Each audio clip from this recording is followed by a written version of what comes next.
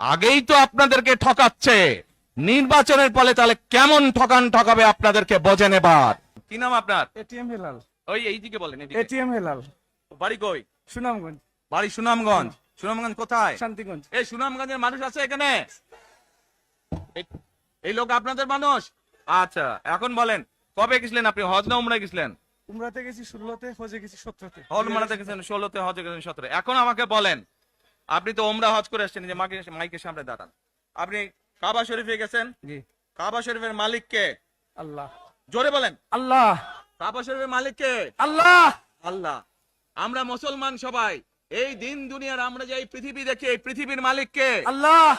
এই সূর্য নক্ষত্র যা দেখি তার মালিক কে? আল্লাহ। বেহেশতের মালিক কে? আল্লাহ। দোজখের মালিক কে? আল্লাহ। আচ্ছা দাঁড়ান, এবার আপনি বসেন এখানে। আপনারা সকলেই সাক্ষী দিলেন দোজখের মালিক আল্লাহ, বেহেশতের মালিক আল্লাহ, এই পৃথিবীর মালিক আল্লাহ, কাবার মালিক আল্লাহ। আরে ভাই, যেটার মালিক আল্লাহ সেটা কি অন্য কেউ দেওয়ার ক্ষমতা রাখে? রাখে না।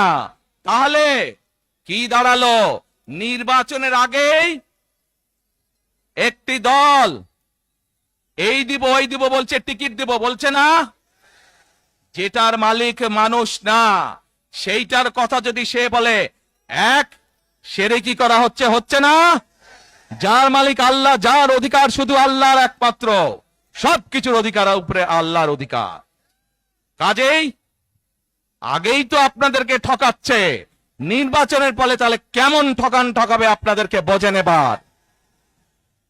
শুধু ঠকাচ্ছেই না মানুষকে, যারা মুসলমান তাদেরকে শিরকি করাচ্ছে তারা। নাউজুবিল্লাহ।